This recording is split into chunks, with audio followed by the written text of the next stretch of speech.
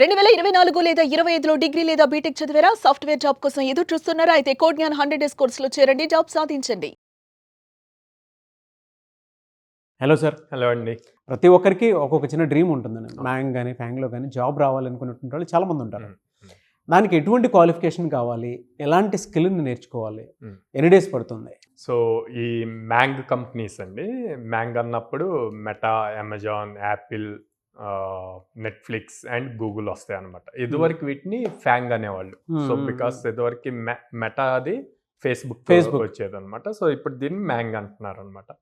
So ఈ కంపెనీస్లో like job రావాలి అంటే కొంచెం హైలీ స్కిల్డ్ ఉండాలి.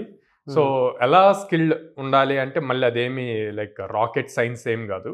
వీళ్ళు రెగ్యులర్గా నేర్చుకునే దాంట్లో ఇంకొంచెం ఇన్డెప్త్ నేర్చుకోవాలి. అందరికన్నా కూడా బెటర్ పెర్ఫార్మెన్స్ ఇవ్వగలగాలి, బెటర్ లాజిక్స్ రాయగలగాలి. సో ఎలా రాస్తారు, ఎలా నేర్చుకోవాలి అన్నది చూస్తే కనుక మీరు ఫస్ట్ వీళ్ళకి కావాల్సింది ప్రోగ్రామింగ్ లాంగ్వేజ్ కన్నా కూడా, ఏ ప్రోగ్రామింగ్లో సాల్వ్ చేస్తారు అన్న దానికన్నా కూడా డేటా స్ట్రక్చర్ అండ్ అల్గరిథమ్స్ ఎంత ఇన్డెప్త్ ఇంప్లిమెంట్ చేయగలరు అన్నది ఇంపార్టెంట్. ఎందుకు ఈ డేటా స్ట్రక్చర్ అండ్ అల్గరిథమ్స్ అంటే ఇప్పుడు మనం మాట్లాడిన ఈ మ్యాంగ్ కంపెనీస్ అన్నీ కూడా చాలా హ్యూజ్ స్కేల్.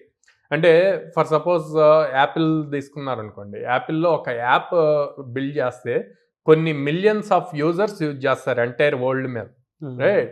అట్లాగే at the same time Facebook తీసుకుంటే ఫేస్బుక్లో ఏదైనా ఒక ఫీచర్ వస్తే సేమ్ మిలియన్స్ ఆఫ్.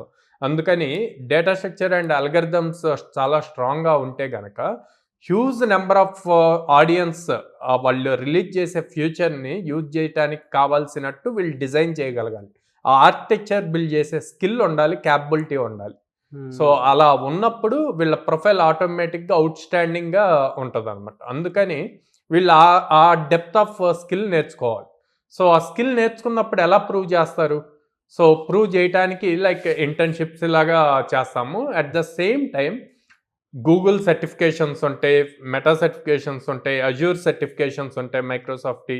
సో ఈ సర్టిఫికేషన్స్ కూడా కంప్లీట్ చేస్తే వీళ్ళకి రెజ్యూమ్లో యాడెడ్ అడ్వాంటేజ్ అవుతుంది అనమాట. ఓకే. అండ్ ఇందాక నేను చెప్పినట్టు ఈ ప్రోగ్రామింగ్ లాంగ్వేజ్ కన్నా డిఎస్ఏ అన్నది చాలా ఎక్కువగా చూస్తారు. సో ఎనీ ప్రోగ్రామింగ్ లాంగ్వేజ్ తీసుకోమనండి, జావా తీసుకోండి, పైథాన్ తీసుకోండి, జావా స్క్రిప్ట్ తీసుకోండి, ఆర్ C++ తీసుకోవచ్చు.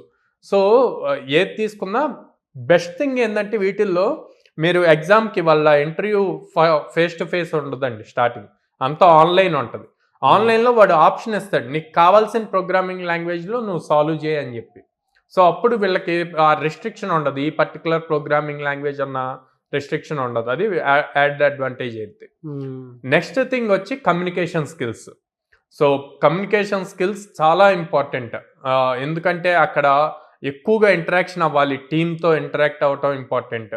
సో టీంలో ఇన్వాల్వ్ అవ్వగల స్కిల్స్ ఉన్నాయా లేదా, టీమ్ మేనేజ్మెంట్ స్కిల్స్ ఉన్నాయా, టీమ్ బిల్డింగ్ స్కిల్స్ ఉన్నాయా లేవా, ఇవన్నీ కూడా చూస్తారు. సో వీళ్ళు ఈ 100 డేస్ ప్రోగ్రామ్ని కనుక ప్రాపర్గా మనం చెప్పినట్టు ఫాలో అయితే ప్రతి ప్రొడక్ట్ బేస్డ్ కంపెనీ, అంటే మనం మాట్లాడుతున్న మ్యాంగే కాకుండా ప్రొడక్ట్ బేస్డ్ కంపెనీస్ కూడా వీళ్ళు హ్యాపీగా అప్లై చేయొచ్చు, ఆ జాబ్స్ ఈజీగా క్రాక్ చేయొచ్చు. సో ఈ 100 డేస్ ప్రోగ్రామ్ని ప్రాపర్గా లైక్ 1 మంత్ డిఎస్ఏకి, 1 మంత్ ప్రోగ్రామింగ్ లాంగ్వేజ్కి, తర్వాత మల్టిపుల్ ఆర్కిటెక్చర్ లెవెల్ డిజైనింగ్ ఎట్లా చేయాలి అన్నది తెలుసుకుంటూ and then communication skills, logical reasoning, వీటి మీద కనుక కాన్సన్ట్రేట్ చేస్తే ఈజీగా క్రాక్ అవుతుందండి. ఎంత ప్యాకేజ్ ఏ విధంగా ఉంటుందండి? So 6 LPA and above packages వస్తాయి అనమాట. సో మన దగ్గర హైయెస్ట్ 18.2 ఉంది, రీసెంట్గా 17 LPA వచ్చా, 10 LPA, 9 LPA చాలా మంది క్రాక్ చేశారండి. ఎలా అండి, అంటే మీ దగ్గర ప్రాసెస్ ఏ విధంగా ఉంటుంది అది? సో మనం 2 లాంగ్వేజెస్ మీద ట్రైన్ చేస్తామండి, Java full stock, Python full stock, ఏదైనా చూస్ చేసుకోవచ్చు స్టూడెంట్ క్యాపబిలిటీని బేస్ చేసి. ఎవ్రీ డే 4.5 hours క్లాస్ ఉంటుంది, 2 hours ప్రాక్టీస్ సెషన్ ఉంటుంది. వీళ్ళు ఏదైతే నేర్చుకున్నారో దాని మీద మళ్ళీ ఈవినింగ్ ఎగ్జామ్ ఉంటుంది, కోడింగ్ టెస్ట్ ఉంటుంది. సో దాంతో వాళ్ళు చేసే మిస్టేక్స్ ఏ రోజు ఆ రోజే తెలుస్తుంది. నెక్స్ట్ డే వచ్చి మళ్ళీ మెంటర్తో అండ్ ట్రైనింగ్ సెషన్లో సపోర్ట్ మెంటర్స్తో డిస్కస్ చేసి అవి సాల్వ్ చేసుకుంటారు. సో వీటి వల్ల మన ప్లేస్మెంట్ రేషియో కూడా ఇంక్రీజ్ అయింది. సో డైలీ ఎగ్జామ్ కండక్ట్ చేసి వాళ్ళ మిస్టేక్స్ నెక్స్ట్ డే సాల్వ్ చేసి మళ్ళీ ప్రాక్టీస్ సెషన్లో ప్రాక్టీస్ చేపించడం వల్ల అది బాగా advantage. And at the same time every weekend mock interview ఉంటుంది, ఏ మాక్ ఇంటర్వ్యూ. సో ఈ మాక్ ఇంటర్వ్యూస్ వీళ్ళు ఎవ్రీ వీకెండ్ తీసుకోవటం వల్ల మన 4.5 months ప్రోగ్రాంలో దాదాపు 16 మాక్ ఇంటర్వ్యూస్ తీసుకుంటారు. సో వాళ్ళకి ఇంటర్వ్యూ ఫియర్ కూడా పోతుంది. అండ్ ఆ మాక్ ఇంటర్వ్యూలో టెక్నికల్తో పాటు కమ్యూనికేషన్ స్కిల్స్ ఎట్లా ఉన్నాయి అన్నది, బిహేవియరల్ స్కిల్స్ ఎలా ఉన్నాయి అన్నది కూడా రిపోర్ట్ వస్తుంది. సో వాళ్ళు ఆ రిపోర్ట్ చూసుకొని నెక్స్ట్ వీకెండ్ మాక్ ఇంటర్వ్యూకి ఇంకా ఇంప్రూవ్ చేసుకోవడానికి పాసిబిలిటీ ఎక్కువ ఉంటుందండి.